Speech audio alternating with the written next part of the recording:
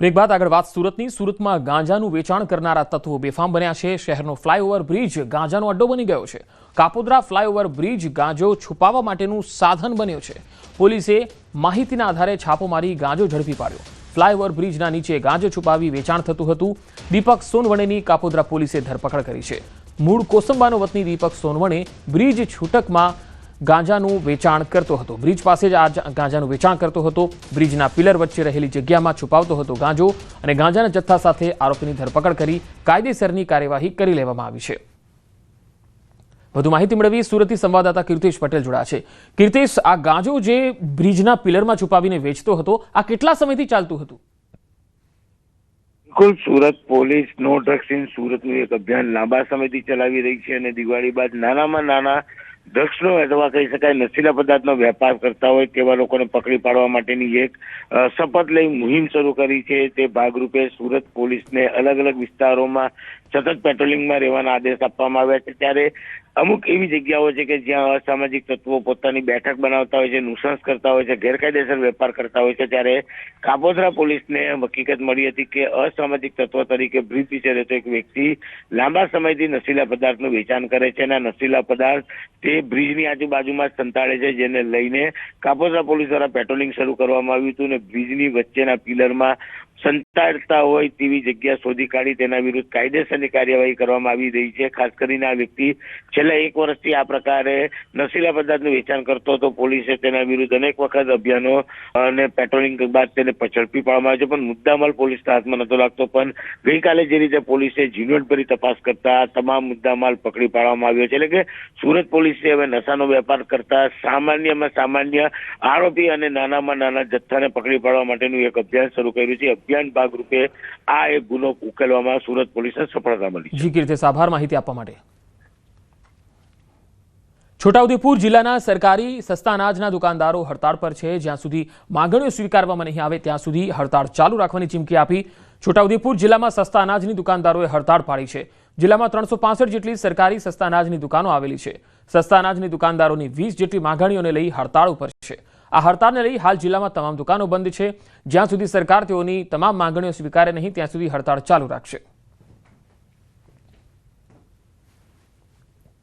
કુલ 20 માંગણી અમારી છે, પડતર માંગણીઓ। જે માંગણી અમારી પૂર્ણ થાય એવી અમે સરકાર પાસે અપેક્ષા રાખીએ છીએ અને જ્યાં સુધી અમારી આ માંગણીઓ પૂરી નહીં થાય ત્યાં સુધી અમે અસરકારનું આંદોલન ચાલુ રાખીને અચોક્કસ મુદ્દતની હડતાલ પર ચાલુ રહીશું। રાજ્યના કુલ 17,000 જેટલી દુકાનો આવેલી છે। તમામ દુકાનદારો અત્યારે હડતાલ પર છે, જેમાં અમુક મુદ્દા છે કે કમિશન બાબત છે, સર્વર છે, અમારે અનાજ વેરાઈ જાય એમાં ખર્ચની બાબત છે અને એવી ખૂબ લગભગ 20 જેટલી માંગોને લીધે અમે હડતાલ પર છીએ। સુરતમાં ભારતીય મજદૂર સંઘ ગુજરાત દ્વારા કામદારોનો વિવિધ પ્રશ્નો મુદ્દે વિરોધ। એસટી વિભાગના કર્મચારીઓ, આંગણવાડીની બહેનો સહિત વિવિધ ઉદ્યોગમાં કામ કરતા કામદારોના પડતર પ્રશ્નો મુદ્દે વિરોધ જોવા મળ્યો। વરાછાના લંબે હનુમાન રોડ પર એસટી વર્કશોપ ખાતે કામદારોના પડતર પ્રશ્નોના નિરાકરણની માંગ કરાઈ। વારંવાર રજૂઆત છતાં કોઈ નિવેડો ન આવતા 10મીએ મહારેલીનું આયોજન કરવામાં આવનાર છે। 60 યુનિયનોના કામદારોના પ્રશ્નો ઘણીવાર સરકાર એ બાબતે ચર્ચા માટે બોલાવે છે, પણ ફક્ત ચર્ચા કરીને મિટિંગો પૂરી થઈ જાય છે। એનો કોઈ આજ દિન સુધી પોઝિટિવ સકારાત્મક નિર્ણય આવેલ નથી, જેના કારણે ભારતીય મજદૂર સંઘ ગુજરાત પ્રદેશે તારીખ 10મી નવેમ્બર 2025ના રોજ રિવરફ્રન્ટ અમદાવાદ ખાતે એક ખૂબ જ મોટી વિશાળ કામદારોની આક્રોશ રેલીનું આયોજન કરેલું છે, જેમાં સરકારને ઘણા બધા ઉદ્યોગોના ઘણા બધા કામદારોના ઘણા બધા પ્રશ્નો બાબતે અગાઉ વારંવાર કલેક્ટરશ્રીને વારંવાર આવેદનપત્ર આપવામાં આવ્યા છે, છતાં નિરાકરણ આવેલ નથી। ઇફકોના ચેરમેન દિલીપ સંઘાણીનું માર્મિક પોસ્ટ દિલીપ સંઘાણીએ સોશિયલ મીડિયામાં એક્સ પર લખ્યું છે, દીકરીના નિહાપા લાગ્યા। દિલીપ સંઘાણી કઈ દીકરીની વાત કરી રહ્યા છે તેનો ઉલ્લેખ ટાળ્યો છે। સંઘાણી અમરેલીની કોઈ દીકરીની વાત કરી રહ્યા છે કે કેમ, આ એક પ્રશ્ન છે। દિલીપ સંઘાણીની પોસ્ટથી અનેક તર્ક વિતર્કો થયા છે। અમરેલીની કઈ ઘટનાને સંઘાણીએ દીકરી સાથે જોડી? દિલીપ સંઘાણીની પોસ્ટથી રાજકારણ ગરમાયું છે। સંઘાણીએ કઈ દીકરીની વાતનો ઉલ્લેખ કર્યો છે એ સ્પષ્ટ નથી। રાજન ગઢિયા વધુ માહિતી સાથે અમરેલીથી જોડાયા છે સંવાદદાતા। રાજનના આ દિલીપ સંઘાણીની આ પોસ્ટનો શું અર્થ નીકળી શકે?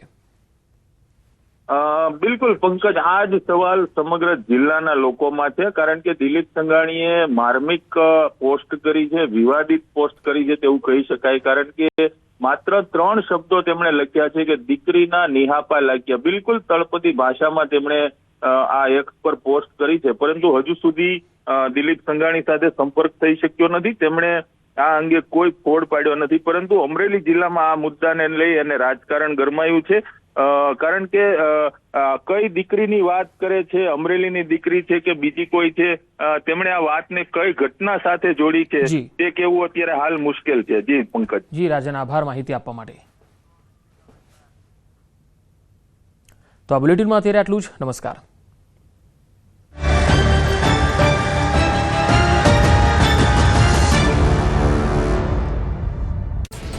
उत्तर प्रदेशના બાગપતમાં 2 જૂથ વચ્ચે અથડામણ બની હિંસા. એક જૂથના 7થી વધુ લોકોએ લાકડીઓ અને તીક્ષ્ણ હથિયારોથી કર્યો હુમલો. 3 મહિલાઓ સહિત 4 લોકો ગંભીર રીતે થયા ઘાયલ. હુમલાની ઘટનાના સીસીટીવી આવ્યા સામે. અમરેલીમાં 2 આરોપીઓની જાહેરમાં થી સરભરા. અસામાજિક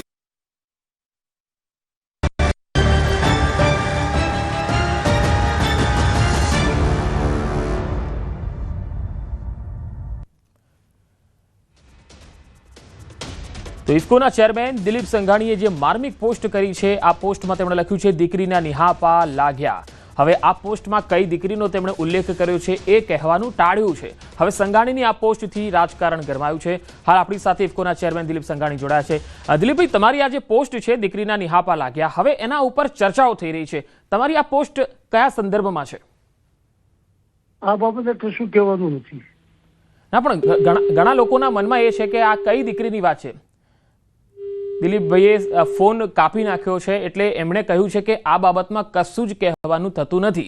એટલે ક્યાંક ને ક્યાંક દિલીપ સંઘાણી એ વાતને કહેવાનું ટાળી રહ્યા છે. પહેલા તો તેમણે પોસ્ટ કરી દીધી, હવે પોસ્ટ બાદ જે ચર્ચાઓનું બજાર ગરમ થયું છે, એટલે હવે જવાબ તેમની પાસે નથી, કારણ કે તેમને જવાબ આપવાથી કદાચ કોઈ પ્રોબ્લેમ થઈ શકે છે, રાજકીય રીતે થઈ શકે છે.